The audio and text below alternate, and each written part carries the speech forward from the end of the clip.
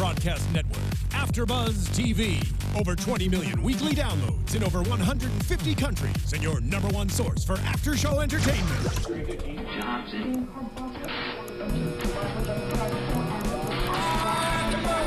AFTERBUZZ TV, the destination for TV superfans. Producing aftershows for over 300 of your favorite TV shows, interviewing celebrities and showrunners, and bringing you behind-the-scenes exclusives. All thanks to E! Entertainment's Maria Menounos, producer Kevin Undergaro, and internet leader Akamai. Now, let the buzz begin! Hey there, Agent Carter fans! Welcome back to another Agent Carter after show here at AFTERBUZZ TV. Thanks for tuning in. I'm hiding my head because I forgot my fedora and I'm a little bit ashamed. You can't hide it, Zach. Guys, you can't hide it. I know. No, you know what? I am doing it because in solidarity with Agent Peggy Carter being on the run. So I take my hat off to her. That is my justification. Guys, thank you for tuning in to another after show here. We are talking about episode 7. Sorry. Guys, it's a sin to err here at AFTERBUZZ. See, the hat was all my power. Yeah, I know. It's episode 6, the hat was all my power. Guys, thank you for tuning in. If you haven't done so already, log on to youtube.com/AfterBuzzTV and hit the subscribe button for this and all of the shows here at AFTERBUZZ. Over 100 shows a week now that we're up to. Wow! But yeah, tune in there. You can also find us on iTunes and SoundCloud. You can tweet at us during the week and during this show live at #ABTVAgentCarter. And you can join us in the chat roll on YouTube if you're not doing so already. To those of you that are, thank you and good to see you again. Guys, I'm your host, Zach Wilson, and joining me, my fantastic panel is all back together. To my left here, Megan Salinas. Hey, guys. Stef Z. How's it going? I missed you guys last week. And Jesse Klein. Hello, world. It's I feel like you deserve, like, something with the hello world. Yeah, well, I didn't want to say hello, America. There are probably some people overseas listening to us, right? I mean, yeah, we broadcast to a lot of countries. If you listen to one version of the intro from a while ago, over 200 countries. Whoa, so many. That's like 100 more than because we're even in countries. Wakanda and the underwater city of Atlantis. Yeah. We're reaching all over the place. Savage everywhere. A few undocumented countries. Guys. Yeah, exactly. Guys, let's jump right in back to 1944. I'm going to roll up my sleeves as we get ready to jump in with a pretty big reveal. Yeah. For, I mean, where we are at least in the show about our Russian psychiatrist. Yeah. Jeez. This opening scene was so... I mean, I don't think it was as brutal as a small girl murdering another small girl like we had last week. But it was still, it was still really brutal. Like, we were sitting here cringing as things are happening. Yeah, that flip knife death was real hard to watch. And then he's like, his family will join him soon. Anybody else? I'll join. Sign me up for the Leviathan training. I'm so surprised that no one else raised their hand. I just love that. Who else wants to be reunited with their loved ones? Yeah. Jeez. Well, I kind of knew that if anyone spoke, they were going to get killed. I mean, that was kind of obvious. But, like, to put that salt in the wound, like, he'll be with his family. So, Like, it's so that was just unnecessary. crazy. They don't need to do that. Well, no, because like any of those guys on the sitting there, like they might have been like, you know what? No, I'm with that guy. Screw you, Leviathan man. And then they're like, and his family's gonna die too. And it's like, okay, we can do that. Deflate whatever, balloon they have. Yeah. any kind of potential resistance they might have had. I have a feeling that guy was there to die. Like, I expect, like, because if they'd been specially chosen as assets for Leviathan, like, if that guy was like a physicist or something, like the top of his field, they want to murder him just to make a point. So I bet, like, whenever they have these, like, recruitment things, they always have one guy that they know. They always have a spare. Yeah. They always have one guy that they'll be like, this will be our lesson guy. So, just in case. So if you're in a room and someone's like, yeah, I'm a physicist, and the other guy's like, yeah, I'm a top biologist, what do you do? It's like, I work in paper clips. You're dead. You're probably the lesson guy. There was this conspiracy theory trigger in my brain at that moment, like, where they were gonna, like, file those guys out of the room, and then that guy was just gonna stand up, like, we got him. Like, the knife pushes in. I mean, that's an effective, like, recruitment technique. Sure. Like, and you don't have to waste a guy, because you never know. And we see that their agents are skilled actors. Yeah. I mean, the doctor was playing the chief like a fiddle. Yeah. Oh, yeah. Well, he also had a special ring. The hypnotizing ring. Yeah. Magic ring. But also we see Dottie. I mean, Dottie's there murdering folks. She's been murdering forever. Yeah. Dottie's looking, like, way scarier than we've seen her before. Yeah. Like, we've seen her wide eyes every now and then. Yeah, we've seen her do some pretty amazing, like, scary, like, action sequences and moves in this show. But now, whoa. Like that. She had a gun. She didn't have to get up close and personal and stab that dude right under the neck, but she did anyway. She wanted to. Under the neck, under the jaw. Her hands were getting cold. She wanted to warm them up. Like, they're bringing in the more man. creepy effect. Like, she's super creepy. Yeah. Well, it's so now that when we see her work and we see what she's capable of, that now anytime we see her get that look in her eye, we know exactly what's coming, and that's what makes the tension so intense. Yeah. Yeah, it's, oh my God. Dottie. And we're going to talk more about Dottie as we get into this episode, because this was, I want to know what you guys think overall about this episode. Like, we talked about the little tease, the cold open, but what do you guys think of just the whole Agent Carter in trouble? Like, she's out. Now she's, everyone, they don't know the specifics, but, like, there's no more hiding. Yeah. How do you guys feel? I really liked it. It kind of reminded me of like the 1970s kind of spy genre that happened in film and like television, where it was like really popular to kind of have like this like agents and counter agents kind of thing going on. It reminded me of that. Also, it was awesome to see Peggy beat up an entire room of agents. Like, that was the coolest thing in the world. And I really like the fight choreography that they have for her, where she's like no nonsense, just like knocking out everyone in her path. Just neutralizing people. Yeah, like gut punch and then punch to the face every single time. So I thought it was really cool. It kind of reminded me of, like, you know, those cool like 70s style spy thrillers. So I'm down for it. Keep it up, Agent Carter. Yeah, the thing about the show is that it's not sitting on its laurels. No, like, there was some worry, like, from a lot of fans at the top of the season, especially with the Bad Babies, that this show could get very formulaic, and there's been no worry about it sticking to a formula this season. Like, it's been a roller coaster that just like twists and turns at the most random moments and in the best ways. Yeah, and it kind of speaks to how important Steve's blood is, that there's a room full of bad babies and there's really only one that they want. Well, I have thoughts on that, but Steph, go ahead. What were you saying? I loved this episode. I really did. I'm super into it, but I have to say I'm a little bit not upset. I don't know if that's the right word, but it was like we finally gave Agent Carter some power last episode. She finally got some respect from her colleagues, her peers, and then this next episode, they're all out to get her, and they've already figured her out. I think I would have liked to see maybe one more episode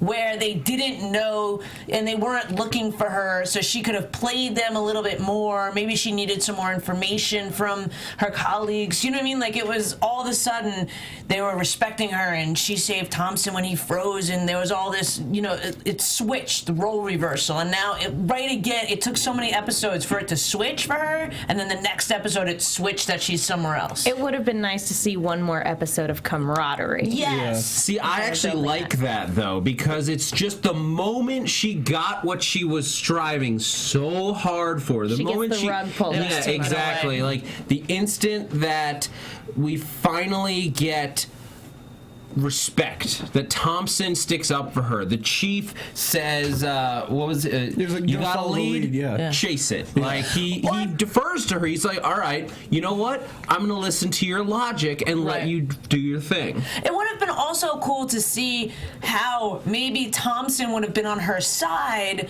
but how do you say his name? Sousa would have been like, "No, I have this proof." Like, it would have been cool to see some type of fight within the organization because of who she is. I think would have been cool to see. Yeah, it is frustrating, but that's my friend always goes, "Oh, why does this have to happen when talking about TV shows?" And it's like, well, we wouldn't have a TV show if that wasn't the case. Right. But I do agree with you to an extent. It is frustrating, but that's what creates drama. Right. For me, I just loved how fast-paced this episode was. Yeah, this was a very fast-paced episode. Like, they just hit the ground running after the last episode, and they're just not stopping. And I think they're going to carry that momentum through the rest of the season. So I'm really excited and pumped to see where that's going. Yeah, there's a ton of stuff to go. I want to talk a little bit more about Jesse, what you were saying about Steve's blood. Oh yeah, because they are very much making it it's very important in this. I feel like it's mainly important to really more important to Peggy than anything else. We know from what we've seen in the future that they can't really synthesize anything from. The government already has a bunch of it, and they burned through some of it, but I think that really it's more about the fact that Peggy refuses to, like, this is the thing she will fight for. She will risk, in this episode, she very much risks her freedom and loses her freedom just to get that blood back. Only to lose it in. But I don't know that it's as important as she makes it. Well, it was the thing that Howard wanted, the only one of Howard's bad babies that he wanted her to steal. In that episode, and also I'm thinking this series is going to end with her losing that blood and that blood going to making the Winter Soldier. I think that's probably where it will go, since he does have some super soldier kind of qualities. Also, metal arm. With a pretty star on it. I was wondering if maybe eventually this batch of Steve's blood eventually ends up being part of the experiment that Bruce Banner was doing for the Incredible Hulk to try to recreate that. Yeah, only to have it backfire. We have the government with some of the blood, and we know that they had it in a very similar vial that Neil Blomsky took out of the cryo tube. It very easily could have been this one. Yeah. That would be a nice way to would be a nice way to tie everything together with with that one particular movie. Right. But it's clean if this blood goes somewhere else as well, because they've already established that there are others. Wouldn't it be interesting if it went somewhere that we haven't seen in the MCU yet? Yeah. That's something that comes into play in one of the later films or even Agents of S.H.I.E.L.D. Well, they've definitely set up this world where and just in general in Marvel, there are so many places that so many people that are trying to recreate the super soldier serum just within the Marvel universe. It's the impetus for so many Marvel characters. So many Marvel characters indeed. Is this something that we're going to have to save for the little news and gossip section, Megan? I feel we have to. I feel like it's the elephant in the room, but we'll get to it. Yeah. We'll get to another certain red and blue hero that may be in the realm of things. Red and blue Superman? That'd be a crazy We'll get to that when we get to news and gossip. All right. Okay, great. But right now we're talking about Agent Carter, because honestly, Agent Carter is almost more badass than any other character I could want at this point. Yes. I really enjoyed the adventures of her and Jarvis in this episode. Oh, yeah. It was nice to see them back together again and see the dynamic really changed. She's so much more not trusting him, making him go along on her little adventure and him getting slapped and then That was really funny. Well, in her defense, this is partly payback for all of the lies and deceit. For sure. Yeah. So. And then he gets confronted by that little chubby kid who I exclaimed, that is the origin of Kingpin.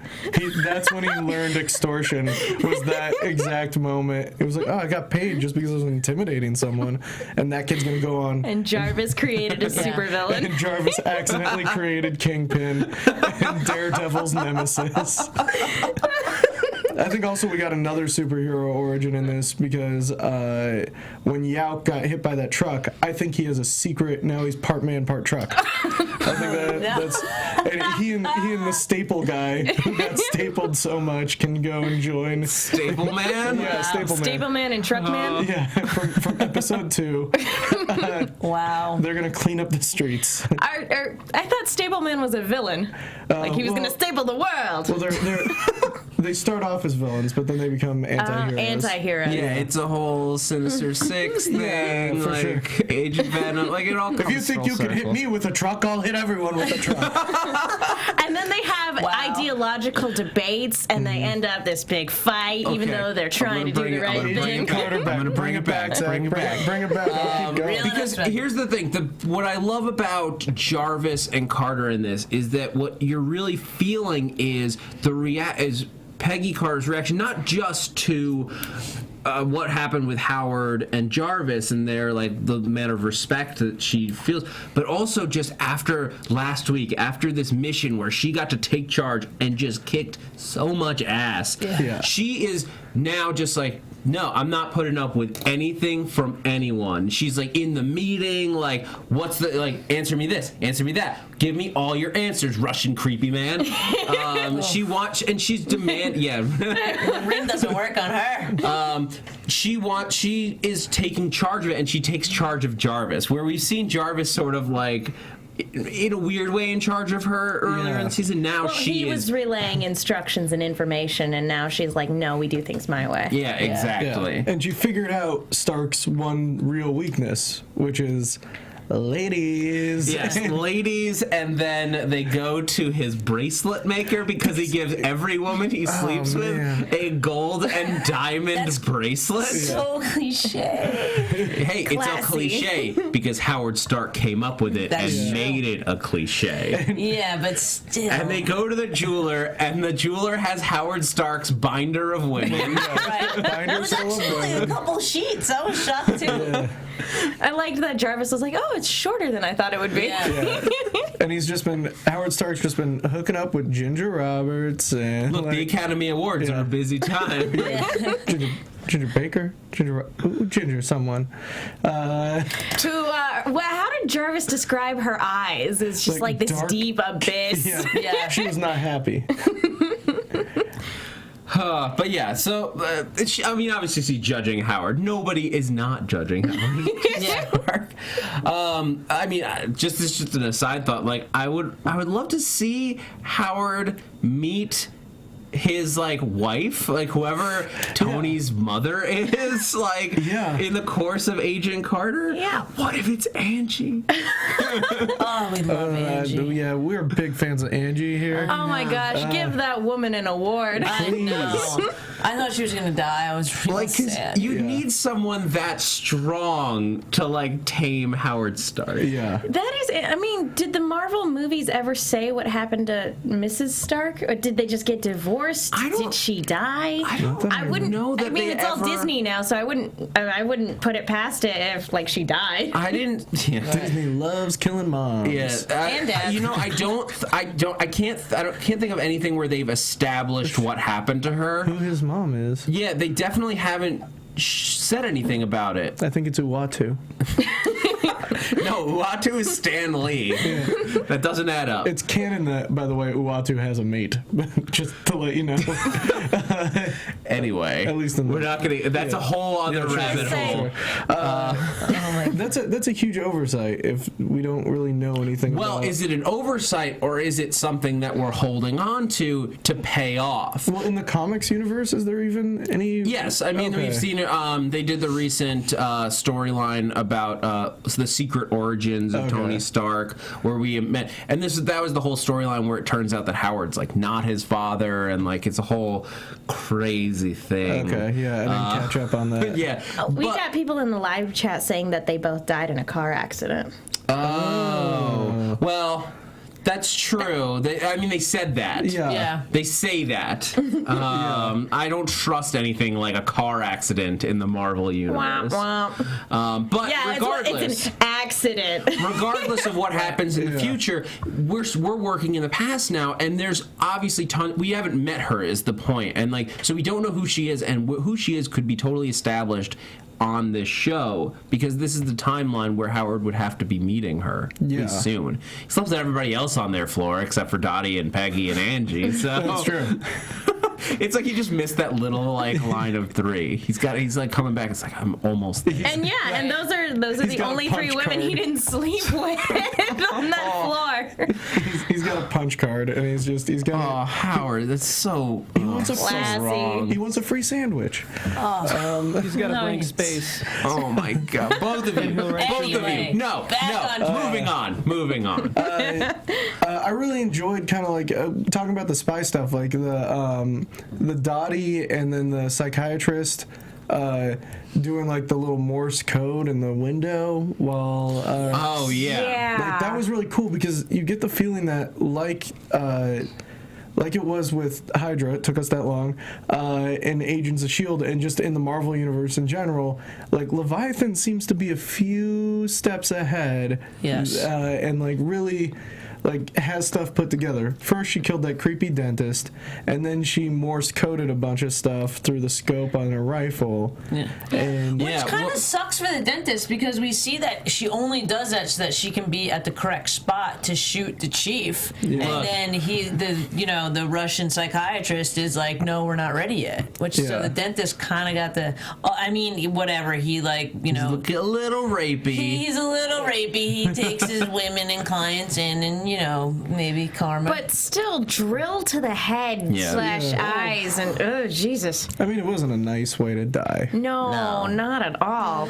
Maybe that guy's gonna come back as Drill Man. No, I'm pretty sure he's dead. But All right. it was kind of, like you said, with the Morse code, it was really interesting to see that they were working together, and that, like, she was right exactly. She knew that he would, like, how it's coordinated, that they would be in that room, she would be right there, and then he's like, no. Because at first, I mean, did you guys think that maybe he was going to get shot by her? I totally thought that. It crossed my mind, but when it didn't happen right away, It's like, I was where is this whoa. going? Within that scene, I kept going back and forth. Like the gun, like the scope would like move over for a minute, and then it would move back, and then it's like, oh, she's gonna kill him. Oh no, she's not. Oh, she's just gonna like maim him to set up that like somebody's trying to kill him. She was gonna shoot him in the shoulder or something like that. I thought the point was to shoot him and frame Peggy for it, because we knew from the preview that Peggy was going to be on the run. Yeah. So I thought she was either going to shoot and kill him, but then when it looked like they were in on it together, it kind of looked like,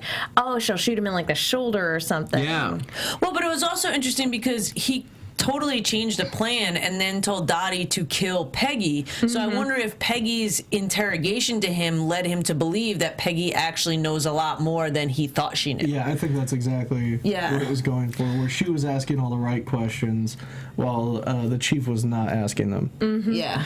And oh my gosh, I feel like, looking back on the last episode now, I feel so bad for that guy who got shot. Oh, you know, because we spent, good portion of the last episode feeling sorry for this doctor, because he killed his only friend, and then was sleeping with the bourbon on the way back, and he had nowhere else to go.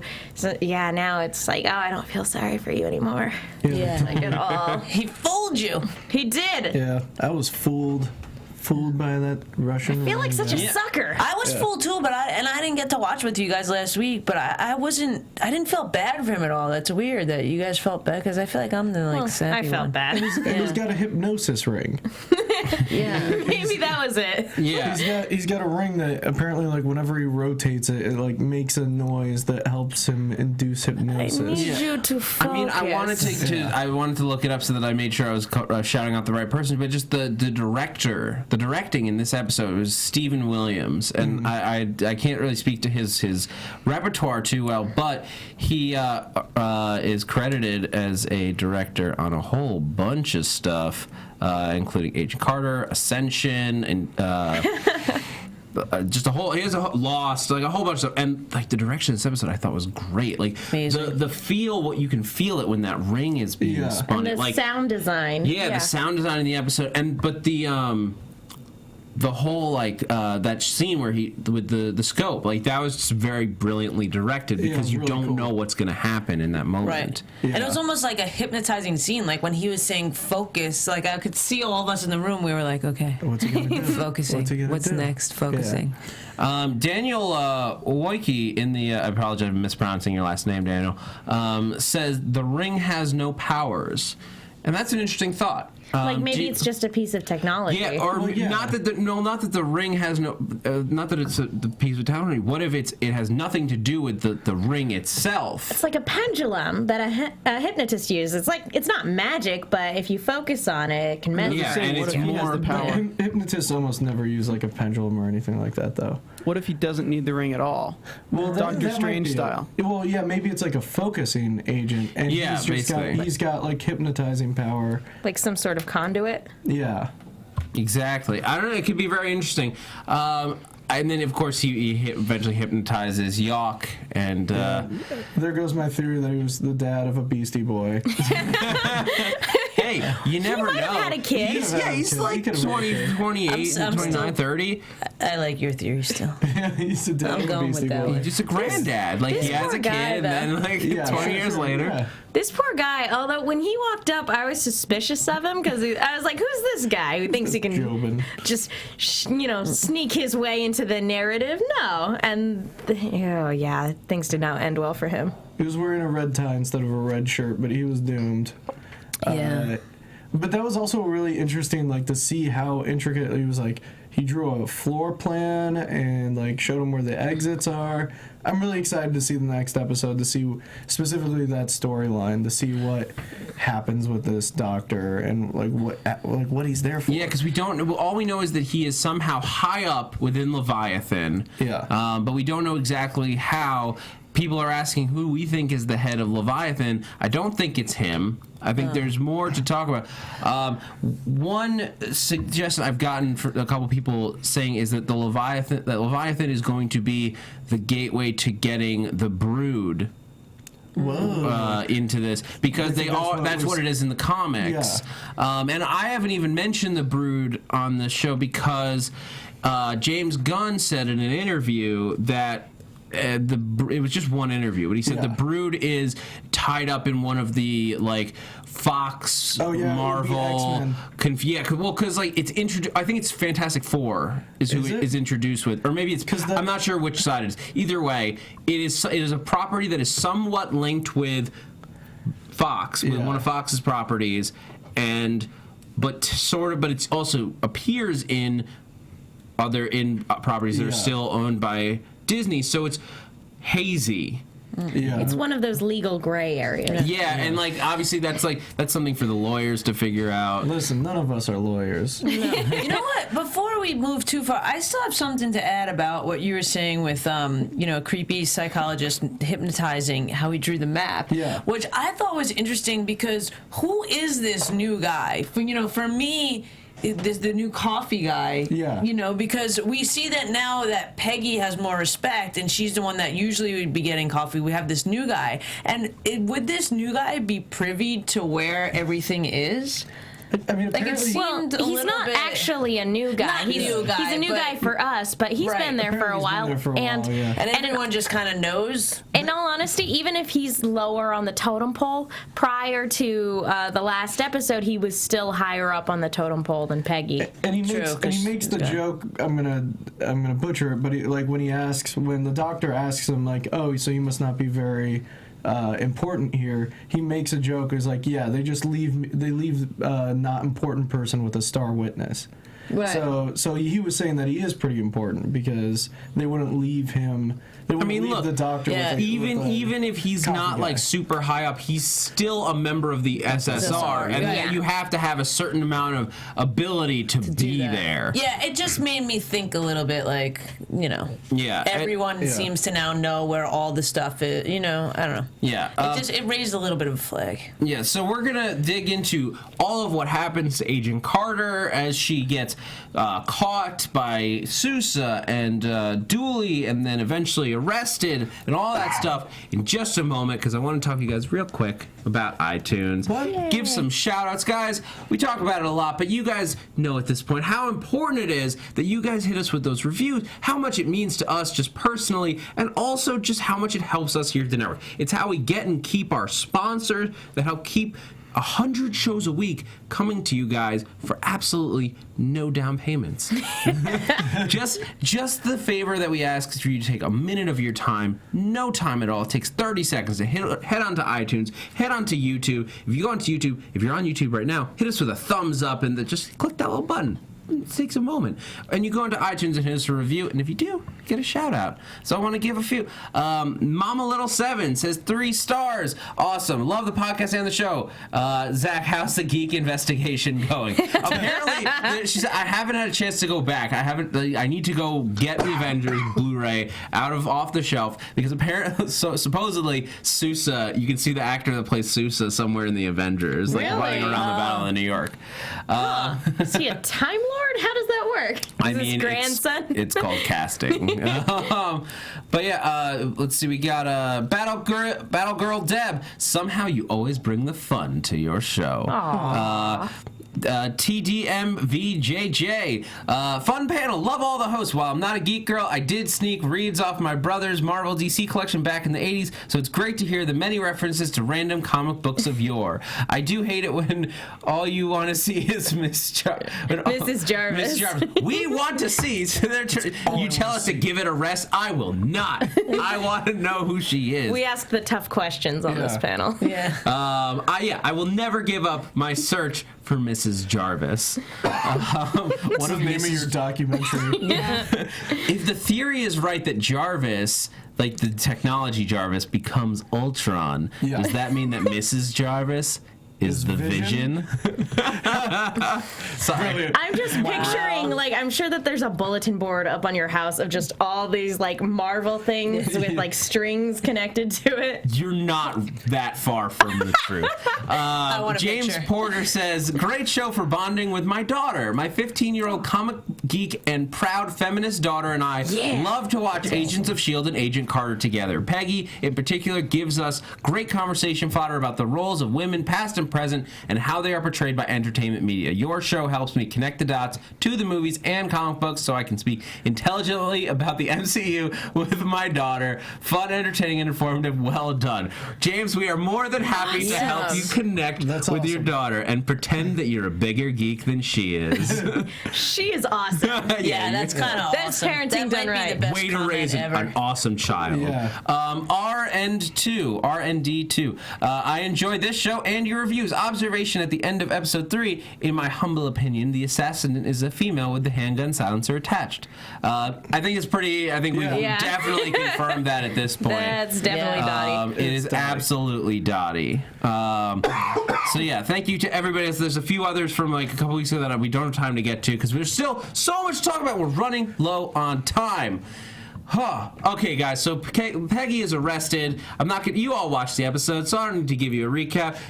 So much fun. That fight scene in the diner. So cool. The editing on that, the music choices, just everything. It made it so much just more fun. When she recognized the maneuver that they were doing, when they emptied that diner, and she was like, I know who all of these people are, and this is what's gonna happen. And the 791? Yeah, 791, is that what it was? I think so. 791, and then she just beats the heck out of all those agents. Yeah. That was awesome. I mean, these are highly trained people. And she just tears through them. And how great is it to see her and Jarvis working together to clear this room? Jarvis even got to smack somebody with a tray. That was really fun. And a thing of straws. And he looked excited about it, too. He was like, I did it, I'm helping. And then to see her own Thompson as well. Thompson had a gun on her, and she took him down. I love how she apologized, right? She's like, I'm sorry, I gotta do this. I'm gonna kick your ass. What I love most about that scene is, like, the scene is amazing to watch. It's so much fun to watch. But what's great is, afterwards, you get to see the chief. Like, by the end of the episode, the chief is like, there's like a weird level of respect that he has. Like, despite the fact that she betrayed him, and he's obviously very angry. He's like, don't go easy on her just because she's a girl. Like, he's like, no, she proved herself to be like a hardened agent. The best agent that they have. Yeah, exactly. What was funny was that, halfway through the show, after she clears that diner, he's like, what do you mean that she took out all of our agents? Right. And was able to escape? How is that even possible? One woman did that? Yeah. And so even at that point, he's still skeptical. And it's only after all of that where he's like, oh, we can't pull our punches anymore. We have to put everything we have into this. And then they find her fainted in a hallway. The kiss of Dottie. You're wearing my brand. I mean, look, if you're gonna have to take Peggy Carter out, like, might as well be with a kiss. Well, let's not skip over our favorite little Angie scene where she wins the Oscar of the night. It has something to do with her sick grandmother. Oh, it was so awesome that she totally had Peggy's back, and she didn't really know why, but she knew that she just trusted that what Peggy was doing was for the good. Yeah. And kind of went with it and totally had her back. And I think it really is because Peggy told her she had an acting career. And here's what I was thinking this entire time, is if the same thing happened with Dottie, I think Angie might have done the exact same thing. If Dottie had came in and been like, I need your help, just please, like, lie to these people, like, just, I'm gonna hide outside your window. I think Angie's just an upstanding gal, and she sticks with her pals. She'd be like, see you around, Iowa. Yeah, come on, Iowa. But I love that friendship. Like, I think Angie's such an interesting character because she's with these super strong women who are actually strong and can kill people, but she also is a strong character and like a strong woman who's willing to stand up for her friends even though she doesn't have any power or any knowledge in that situation. Oh, yeah, because you don't, I mean, the whole crux of not just Agent Carter, but also Agents of S.H.I.E.L.D. Is that you don't have to be a super-powered hero to be a superhero. Yeah. Not all heroes are super, I think, was the... Was that actually a tagline? I think it was. Was that the weird ads that came out, like, right before? I think so, yeah. I don't think it stuck. Yeah. But the essence is there. Like, that's the whole thing here, is that Peggy Carter is just as badass and just as strong of a person as Steve Rogers ever was. She didn't have a super soldier serum, but she also didn't need it because she could own it on her own. And Angie, not having anything like the training that Peggy has or like the knowledge that she has, all this stuff, she just owns the scene and just like is like, I'm going to protect my friend because I trust my friend over these agents that have stormed this building. Which, if you think about it, trust in your friends is a superpower in its own. Aww. Hi, everyone out there. I'm Jesse Klein, and that's a little knowledge nugget. I feel like a star should go across the screen the more you know. So There it is. Trust your friends. Yeah, so we're right here, right at the end of the episode. Peggy Carter brought into custody. They like slowly haul her away. I kept wanting her to, like, I know you're like practically out cold, but like it was blonde Russian. Like, I think she's like that. The truth is that lipstick is really, really powerful, and so she is just done. And even then, she had enough to recognize the wrist. Like, she still like had to confirm her beliefs. It was like, okay, wrist bruises. Yeah, this is a Russian agent. Well, I mean, I think we're just lucky that Dottie just didn't decide to go ahead and kill Peggy and then break all of those SSR agents' necks, because she could have if she wanted to. It would have She been the most could have. ostentatious way to leave, but I mean, Why is Dottie Ida though? What is that? Does that tie in at all that she's changed? I mean, we see. I think it's just she's undercover. She's like flowing between. She's flowing freely between identities as she needs. and she picked up info on Howard Stark under that other pseudonym. Yeah, I mean, she could have been a sleeper agent and just had that name and that identity for a long time. Although apparently the only other profession she can think of being is a dancer, because both Ida was a dancer and Dottie is a dancer. Don't trust dancers. Yes. Well, but I guess the difference is if she is trained to be a dancer, then she can, like, if she needs to prove anything, like if she meets another dancer, she doesn't have to worry about like, oh, the cover story, step. That's the one where you do-si-do, right? Plie. That's the one where you put a dentist tool in his eye. I mean, she could, I guess, go with dental assistant. Yeah. After this episode, now she has she has resume building. She's trained. Yes. Okay, guys, any last thoughts on this episode in particular? I thought this might have been my favorite episode. I really liked the pacing. I really liked the editing. It kind of, like I said, it reminded me of like some of my favorite like films and TV from the past. Like I really enjoyed this episode. I'm going to agree with that. I think it was the pace of it. I feel like it was the first episode, not the first episode, but it was like, oh my God, it's over already. Like I was like, oh wait, we're live already. Like I wanted more of this episode. And I'm really excited to see I don't want to go in predictions yet, but I feel like Peggy's going to be able to convince them to believe her story. When we see her talking to the chief and she's like, I can explain everything, because she kind of can in a weird way. So I'm excited for that. Yeah, it's whether or not they'll believe her. That remains to be seen. I just really loved that this was essentially the fugitive edition of Agent Carter. Right. I really like things where somebody's on the run and they literally have to elude, their captors and everything like that. I think that's really. Wife. I don't care. It was the one-armed man. This was a great episode that like only just got better and better and better as it built up until that last moment where it like cut and I'm like, we still have more in this episode, right? I'm like looking up at the screen like, come on, like you're not gonna make me wait another week, are you? Come on, writers, like come on, I gotta get my fix. All right, so that's let's before we get into predictions, I want to do some news and gossip. AfterBuzz TV News. Guys, Spider-Man is officially going to be part of the MCU. You have no clue, like... We did it. We did it, you guys. We did it. It was a hard fought battle. No, guys, so Sony officially announced that they're going to do the next Spider-Man as a... All right, audience, please. Control yourselves. Thank you. I know, it's very exciting. Now they're doing the wave. That's just weird. Unnecessary. All right. Sony officially announced that the next Spider-Man will be a co-production between Marvel and Sony, with Spider-Man fitting neatly into the MCU. They're going to lose Andrew Garfield. Whatever your thoughts on him were, good or bad, a lot of people are on different sides, but he's out as Peter Parker. We don't even know that it's necessarily going to be Peter Parker. What do you guys think about all of the rumors, the Miles Morales rumors, the Peter Parker rumors, recasting? So many possibilities. Megan, you got blown over there. You could go first. Well, I'll preface this with saying when they initially rebooted the Spider-Man series, I was not happy.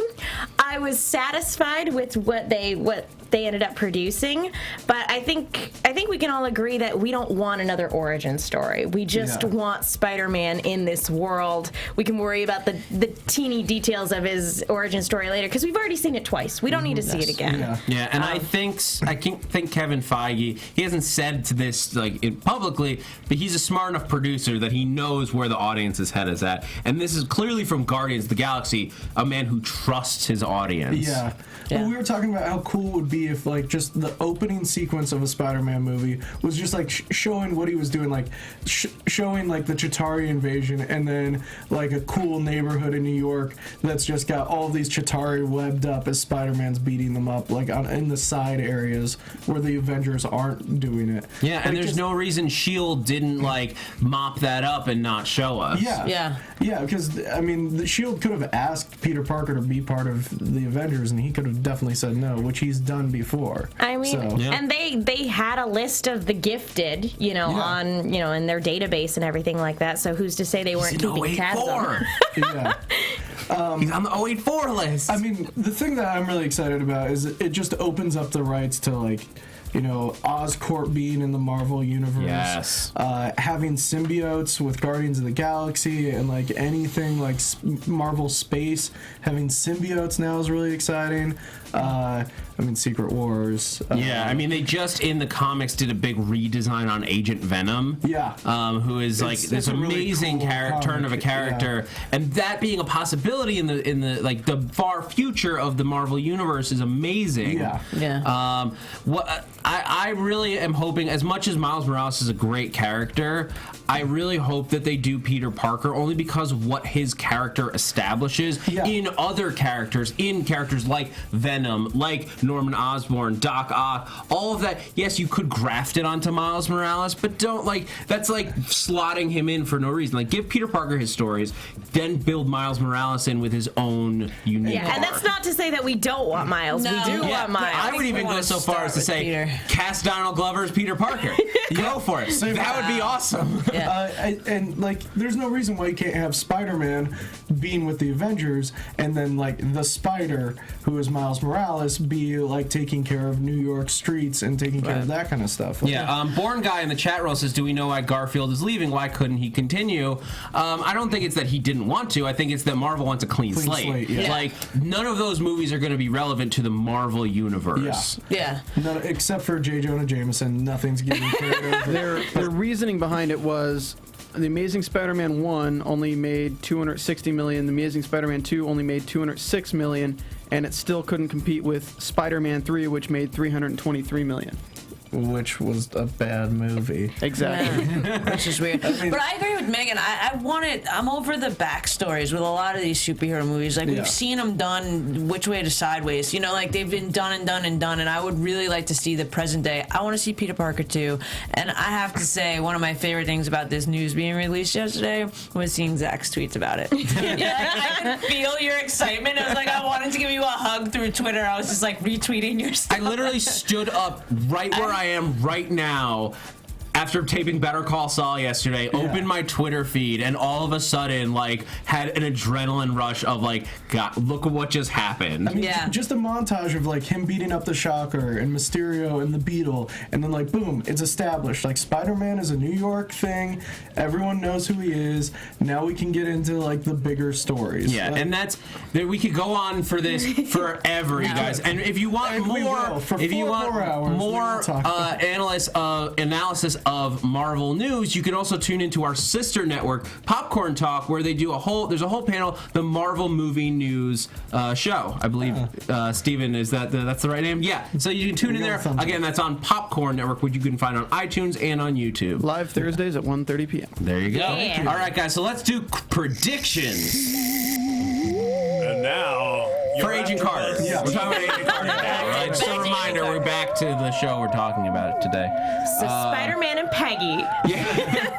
Although somebody did tweet a picture of an old comic of his parents when they were agents of S.H.I.E.L.D. So I could totally see this crazy story about Peter Parker's parents being fighting alongside Peggy Carter. Somebody did tweet that they want to see Spider-Man on Agents of S.H.I.E.L.D. I just want Amazing Spider-Ham, Peter Parker. Yes, if the only thing we get out of this whole MCU Spider Sony deal is Peter Parker, great. Yeah. Of all the things. Agent Carter. Agent Carter. So next week, we're going to have the interrogation of Peggy Carter.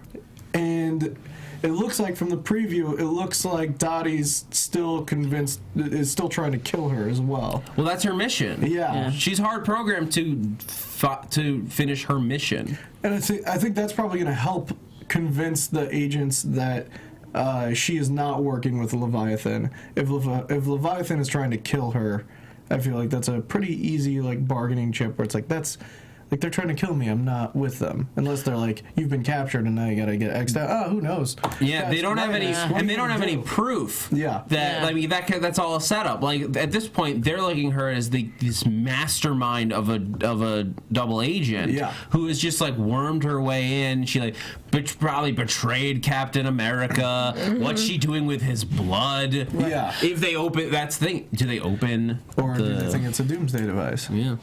Well, but also too, if I think that Agent Carter is going to sway them back to being on her side, and again, we do see that Dottie leaves her place. So if Peggy starts to be like, well, no, it's Dottie, she was trying to kill me, and brings that whole story in, that her and this, they're gonna see that she's left. Gone. Like her leaving, I think is a big flag that's gonna show that Peggy's actually telling the truth. I mean, not that she's really telling the truth, but that she'll be able to get them back on her side. Yeah, because I think Sousa still wants to trust her, which Sousa ultimately, loves her. yeah, but which ultimately I think will work against her. Because, frankly, he's going to be, like, distrustful of his own feelings at this point. Like, he's going to be like, I believe you, but I shouldn't believe you because I've trusted you for so long. I kind of have a weird theory where Sousa's going to die, and there's going to be, like, a firefight, and Thompson's going to get shot, and the only way for him to heal from his wound is through Captain America's blood. And so, technically, Captain America saved Thompson, and they become lovers. Wow. Interesting. Wow. And I think on that swing of a prediction, that's going to be it for the Agent Carter after show here at AfterBuzz TV. Guys, thank you again so much for joining us. Jesse Klein, let's start over at that end. Where can people keep up with you between now and next week's show? You can find me at Jess Klein1. That's JESSKLEIN, the number 1. That's on Twitter and Instagram.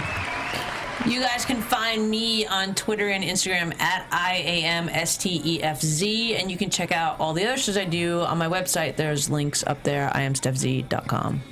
And I'm Megan. You can follow me on Twitter at TheMenguin. That's TheMenguin. I'm also on a bunch of shows here at AfterBuzz, like Star Wars Rebels and Sailor Moon Crystal.